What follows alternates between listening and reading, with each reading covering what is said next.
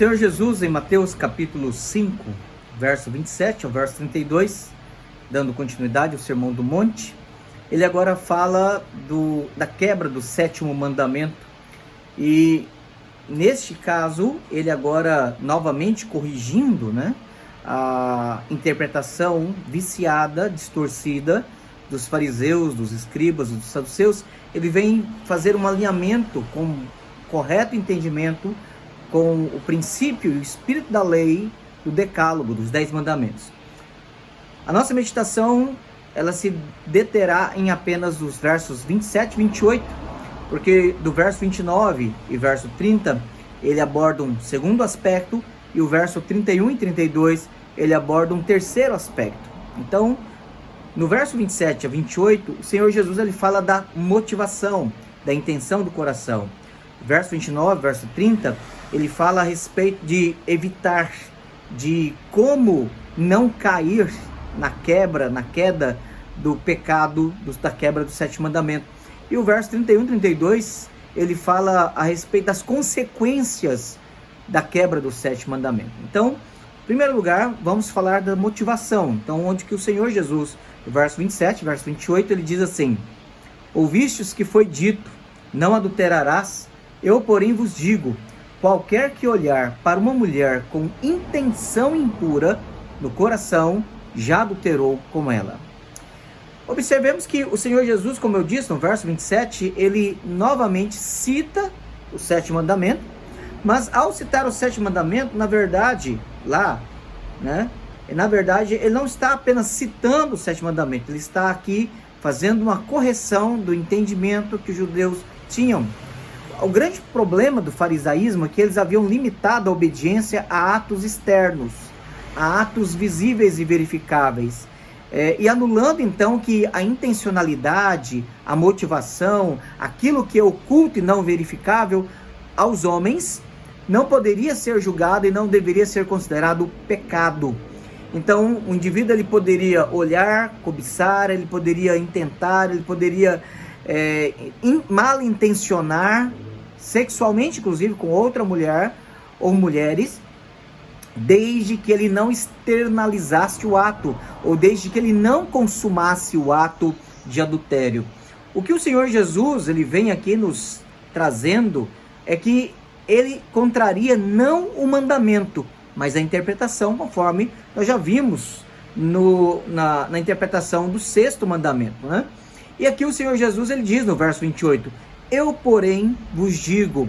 E novamente essa expressão, eu, porém, vos digo, lembrando, nos remete à ideia de que eu por mim mesmo, eu tendo autoridade em mim, declaro, afirmo, Então essa é a ideia dessa expressão, eu, porém, vos digo.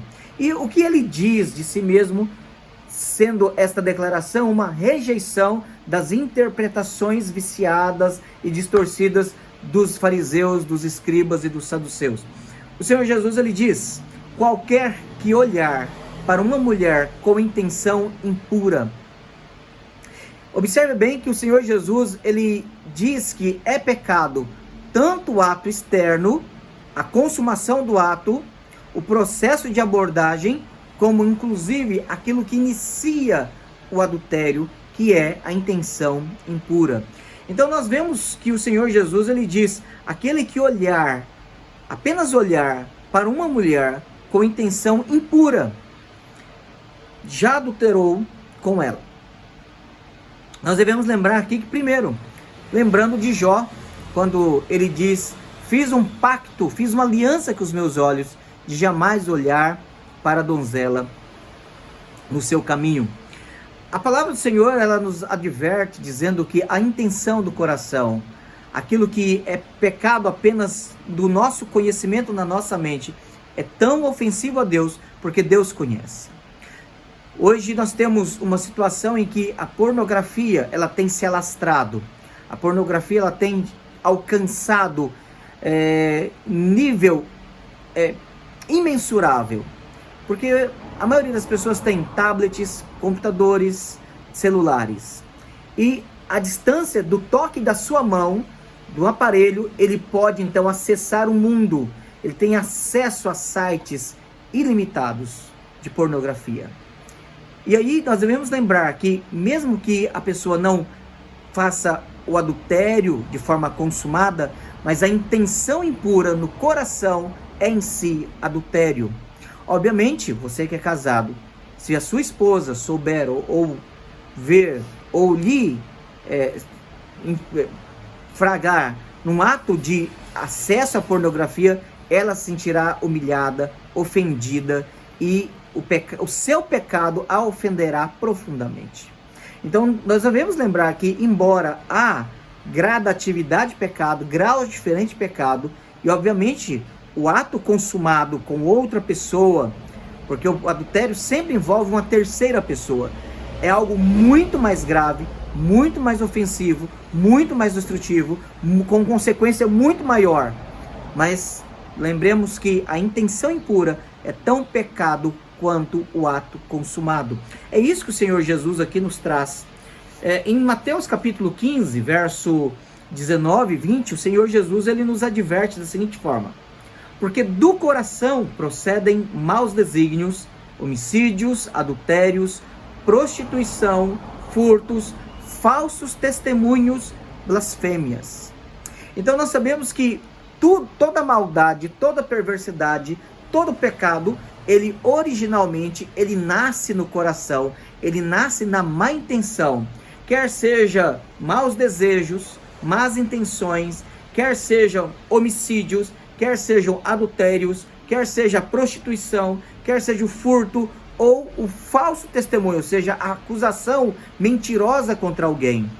Surge de uma amargurada, surge de uma insatisfeita, surge de um descontente, surge de um rebelde coração contra Deus. Então nós devemos primeiramente cuidar do nosso coração. E aí vem algumas advertências. Em primeiro lugar, tome cuidado com o que você vê, o que você acessa, o que você olha. Segundo, cuidado com carências. Carências, especialmente afetivas e sexuais, elas são perigosas. Nós devemos cuidar disso. Terceiro lugar, não considere inofensivo nenhum pecado. Não considere inofensivo o fato de você olhar pornografia no seu celular, olhar pornografia no seu computador. Não considere inofensivo você apenas olhar alguém passando na rua e desejá-la mentalmente, pensando, mas eu não vou nunca ao ato consumado. Nós não sabemos o que o nosso coração é capaz de fazer.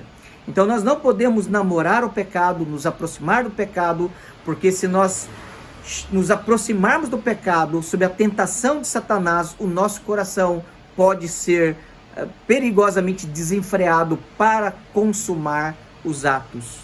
É por isso que o Senhor Jesus diz: eu, porém, vos digo, qualquer que olhar para uma mulher com intenção impura no coração, já adulterou com ela.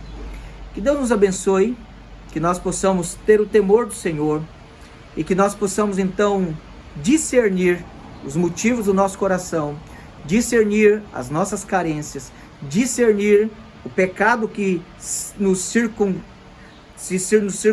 circunvizinha, que se aproxima de nós, discernir toda a cilada de Satanás, mas acima de tudo discernir o quanto nós estamos nos afastando de Deus em coisas simples, pensando que nós nunca cometeremos coisas graves, horrendas, destrutivas, pensando que estes pecados são pecados simples e inofensivos.